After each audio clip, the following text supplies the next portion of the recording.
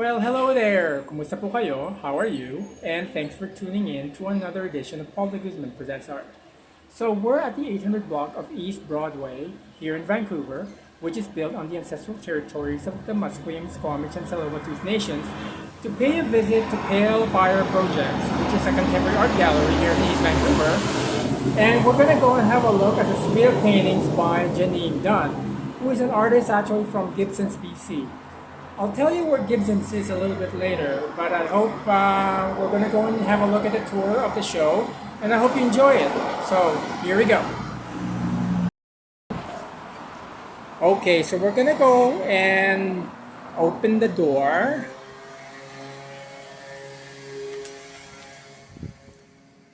It's kind of nice to get inside the gallery now. It's much quieter than outside because of traffic. So this is Pale Fire Projects, and usually when you go inside the door, you will have, just near the door, is a little brochure that you can take away. So the brochures are really informative. I suggest that if you're in the gallery, pick one up because it'll be handy when you're going and having a look at the work. So we're just gonna do a little bit of a pan of the show. And I'll tell you a little bit about the show. Because the work is by, okay, let me just have a look at my notes here. So it's by Janine Dunn, who is an artist that's based in Gibsons, British Columbia. Now Gibsons is not very far from Vancouver. I think all you have to do is take a ferry over to the Langdale Ferry from Horseshoe Bay, and then you drive over to Gibsons. So it's not very far. The ferry ride itself is probably about, 30 minutes to an hour. I haven't been there myself, but it's one of those things I just looked up because that's where she lives. And a lot of the work that she's exhibiting here stems from her life in Gibsons, because she's a farmer and she's also an artist and a mother. And what I like to do after we do this little pan is to sort of read a little bit from the brochure, because there's this really wonderful paragraph in the brochure that kind of sums up the entire sort of lexicon, or perhaps the reason for these paintings to be, in existence in our world right now. So I'm going to begin by quoting from the brochure. Janine Dunn has begun to share stories of daily life on her farm on the Sunshine Coast through painting.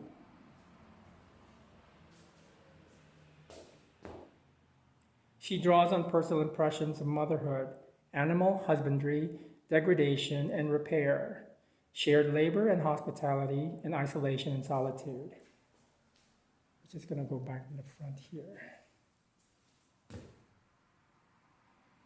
Dunn makes space for the work of dreams, symbols, and archetypes to filter her narrative impulses. Influenced by the principles of early 20th century Purism movement, which valued basic forms stripped of decoration, she uses methods such as bisection, redaction, and abstraction to distill her compositions into simplified figures.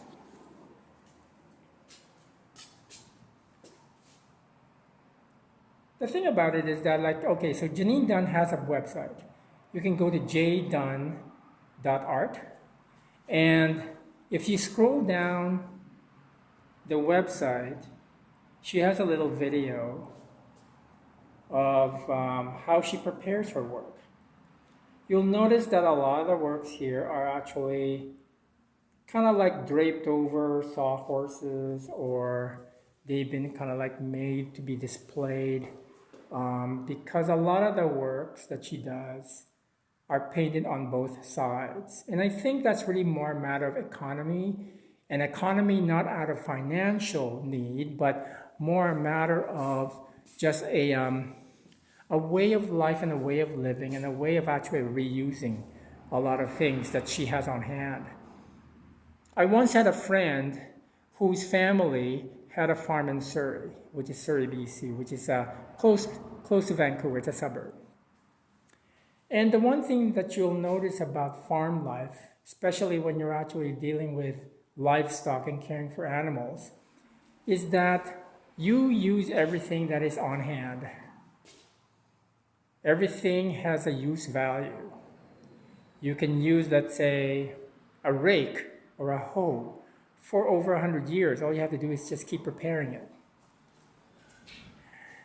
Which is actually kind of a reversal of what our sort of like waste economy is right now. You know, like when you look at fast fashion, you know, you have these clothes that you wear for like a day or something like that, and then you discard it.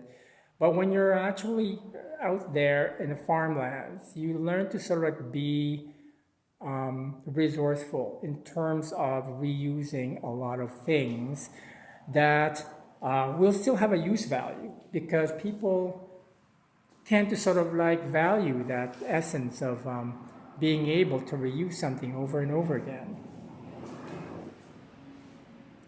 I mean, you'll notice this in the palette of the work that she's done. You know, like when you look at it, it's called achromatic, because it tends to sort of like deal with the palette of, let's say, whites and grays and blacks. There are some umbers, I think, what's happening here too. There's some umbers, but that's also kind of like derived from, let's say, her life as a farmer or her life in the farm. There's a lot of like earth tones that are actually being considered for these works.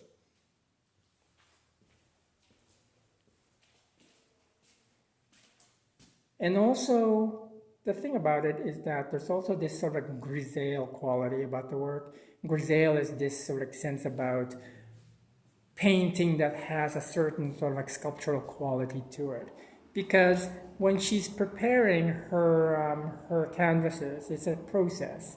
The video that I had alluded to earlier in her website, there was this kind of like video of her dragging a canvas through the forest. And as she's dragging it, I think what happened was that she buried the canvas in a pile of leaves and left it there for maybe a few weeks, maybe a few months. And then after that, she's actually taking the canvas and shaking it off. And then she goes into the forest, and then she digs a hole in the ground, and then she buries the canvas. And then probably just leaves it there. So it gets rained on, it gets snowed on, it gets sun shines on it and stuff. Things grow through it, there's fungus in it. So there's this sort of like elemental, biological, sort of like infusion of the earth that becomes manifest within the works themselves. And when we go and have a look up close at some of the paintings, like for example here, there's some texturing that's actually being sort of like exposed, you know? I mean, and this is, you know, like there was this element of flour being used in paints and cement being used, mixed up in paints. And at the same time, she doesn't really use sort of like painter's paint. Sometimes she would use household paint, you know, something that you get from the hardware store. And that kind of like infuses this entire sense of the utilitarian and the economy of means when you're actually working in a farm.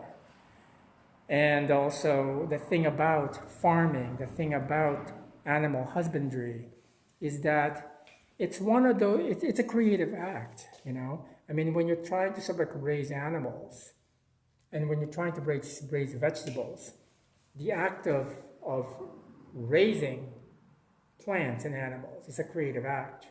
And so you sort of like look at that, the essence of that creation, of that creative act, and put it into your paintings, or put it into the process even before the paintings.